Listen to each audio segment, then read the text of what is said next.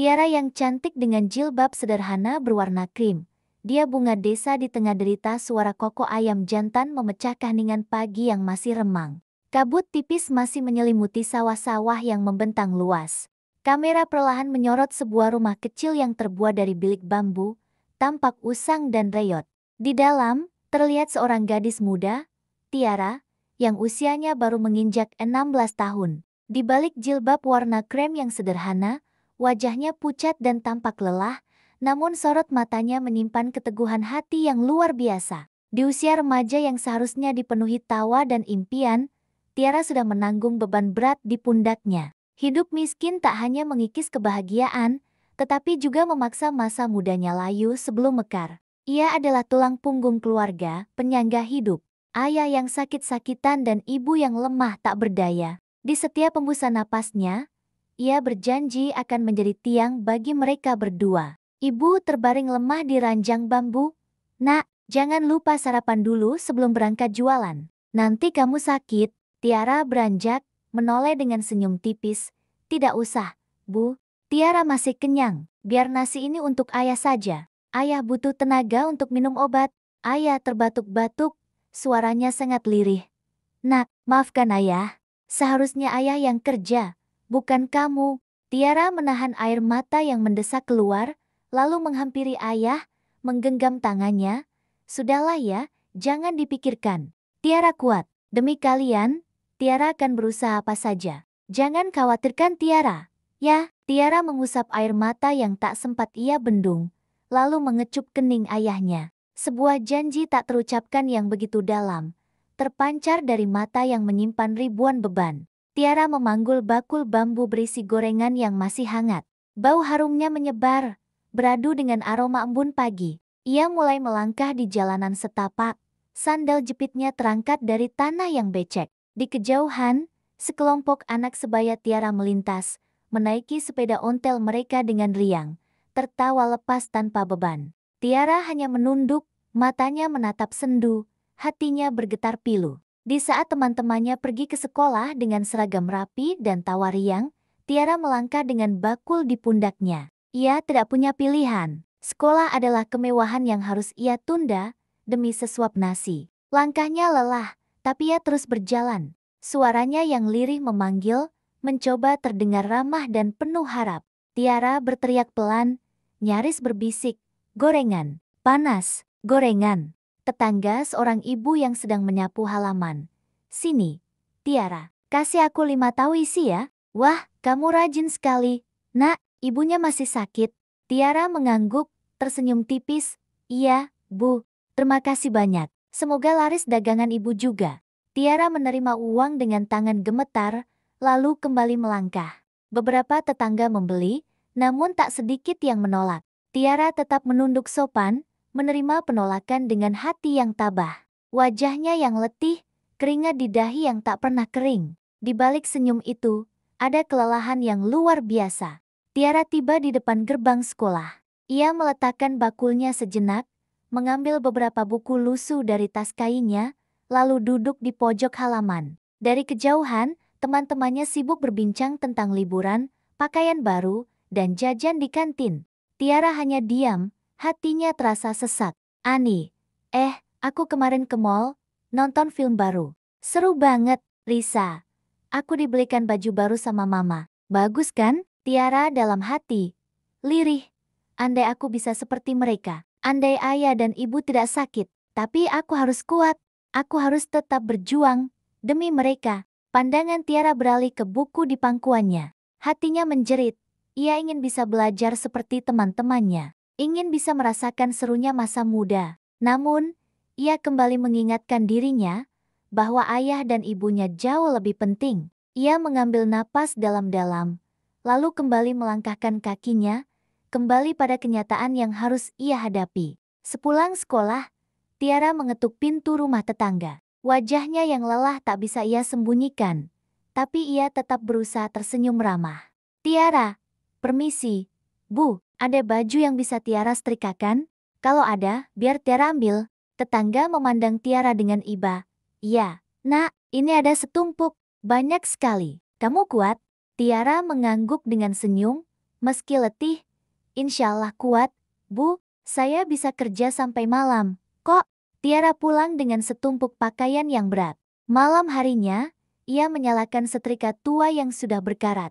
Matanya terasa mengantuk, tangannya gemetar. Namun, ia terus mengerjakan pekerjaannya dengan teliti. Keringat kembali membasahi dahinya, tapi ia tak menyerah. Pagi buta, Tiara sudah berada di sawah, ikut mencabut rumput. Lumpur menempel di sekujur tubuhnya, tangannya kotor penuh tanah. Matahari mulai menyengat, membuat keringatnya bercucuran. Ia tidak mengeluh, ia terus bekerja. Mandor sawah. Tiara, upahmu tidak banyak ya? Hanya 5.000, kamu yakin mau terus kerja begini? Tiara mengambil napas, lalu tersenyum tulus. Tidak apa-apa, Pak, sedikit tapi halal. Yang penting bisa buat beli obat ayah. Saya tidak mau jadi beban. Malam harinya, badai kecil datang. Angin bertiup kencang, dan ayah batuk dengan sangat keras. Suaranya terdengar dari kamar, membuat ibu panik. Tiara berlari, mengambil air putih untuk ayahnya. Ayah menahan batuknya, suaranya sangat lemah. Nak, jangan susahkan dirimu. Ayah sudah tua, jangan korbankan dirimu untuk ayah. Tiara air mata mengalir deras, memeluk ayah. Jangan bicara begitu, ya. Aku butuh ayah. Tiara akan bekerja lebih keras. Asal ayah jangan tinggalkan kami. Tiara memeluk ayahnya erat-erat. Ia merasakan ayahnya bergetar, dan hatinya terasa hancur. Ia tahu, ia harus berjuang lebih keras, demi ayah dan ibunya. Malam hening, Tiara duduk di depan rumahnya, memandangi langit yang dipenuhi bintang. Wajahnya basah oleh air mata, namun ia tidak menangis keras. Ia hanya membiarkan air mata itu mengalir, membasahi pipinya. Tiara, ya Allah, aku lelah. Tapi aku tidak boleh menyerah. Kalau aku jatuh, siapa yang akan jaga ayah dan ibu?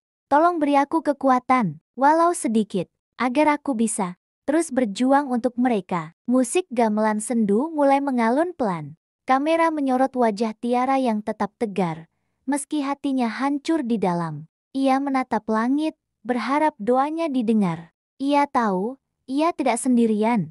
Ada Tuhan yang selalu bersamanya. Malam hening. Tiara masih duduk di depan rumah, menatap langit penuh bintang. Wajahnya basah oleh air mata, namun kini ia memejamkan mata, membiarkan keyakinan merasuk. Ia tahu, ia tidak sendirian. Ada Tuhan yang selalu bersamanya. Tiba-tiba, dari kejauhan, terlihat cahaya samar dari senter yang bergerak pelan. Tiara membuka mata, sedikit terkejut. Langkah kaki terdengar mendekat, pelan namun mantap. Di balik cahaya senter itu, muncul seorang pria muda. Ia terlihat rapi dan bersih, meskipun hari sudah larut. Wajahnya tampan, dengan senyum ramah yang menenangkan. Pria itu berhenti beberapa langkah dari teras reot rumah Tiara, mematikan senternya. Pria muda, maaf, permisi, saya mengganggu. Ya, saya lihat dari tadi sendirian di luar. Tiara terdiam sejenak, gugup. Ini pertama kalinya ada orang asing menghampirinya malam-malam. Tiara, oh, tidak apa-apa, Mas. Saya hanya sedang duduk saja. Pria muda, saya Andi. Saya tetangga dari desa sebelah. Tadi saya mampir ke rumah teman di ujung sana, baru pulang. Andi melangkah lebih dekat, namun tetap menjaga jarak sopan. Ia lalu melihat sekeliling rumah Tiara yang sederhana. Andi, saya sering melihat kamu di desa ini. Tadi siang, saya lihat kamu menjual gorengan di perempatan. Dan kemarin, saya lihat kamu pulang memanggul banyak cucian. Kamu rajin sekali. Tiara menunduk, wajahnya bersemu malu. Ia merasa canggung karena pekerjaannya dilihat orang lain. Tiara, saya memang bantu ayah dan ibu, Mas. Andi, saya mengerti. Saya juga pernah berada di posisi sulit. Dulu, saya bukan siapa-siapa, tapi sekarang, saya punya toko kecil yang lumayan ramai di desa sebelah. Andi berbicara dengan nada yang tulus, tanpa ada sedikit pun rasa merendahkan. Justru, nada suaranya seolah memberikan dorongan. Andi, kamu punya semangat yang luar biasa. Tidak banyak gadis seusiamu yang sekuat ini. Saya yakin, dengan tekad sepertimu, kamu pasti akan berhasil. Jangan pernah menyerah. Ya, Tiara mendongak, menatap mata Andi. Ada kejujuran yang menyejukkan di sana. Untuk pertama kalinya, Seseorang tidak memandangnya dengan rasa iba, melainkan dengan kekaguman. Senyum tipis, tulus, akhirnya terukir di wajah lelah Tiara. Tiara, terima kasih, Mas Andi. Andi, sama-sama, Tiara. Sudah larut, sebaiknya kamu istirahat. Semoga ayahmu lekas sembuh. Suatu hari aku akan kesini ke rumahmu lagi. Andi mengangguk ramah, menyalakan senternya kembali, dan melangkah pergi, meninggalkan Tiara dalam keheningan yang kini terasa hangat. Tiara menatap kepergiannya. Kehadiran singkat itu terasa seperti seberkas cahaya di tengah kegelapan derita yang selama ini ia rasakan. Tiara bertanya-tanya dalam hati, Andi akan ke rumahku lagi? Tiara percaya, Tuhan tidak akan pernah meninggalkan hambanya yang berjuang. Memang benar, seminggu setelah pertemuan dengan Andi, dia datang memenuhi ucapan yang pernah ia katakan pada Tiara. Tapi sekarang dia datang tidak sendiri, melainkan bersama kedua orang tuanya dan beberapa keluarganya. Andi melamar Tiara. Tiara dan orang tuanya kaget gak karuan. Mereka dengan gembira menerima lamaran Andi. Seminggu kemudian Andi dan Tiara menikah dengan pesta yang sederhana di rumah Andi. Akhirnya penderitaan Tiara berakhir di sini. Hidup bahagia bersama Andi dan menetap di rumah Andi yang besar. Orang tuanya pun ikut dibawa ke rumah Andi, dibuatkan rumah kecil di belakang rumah Andi.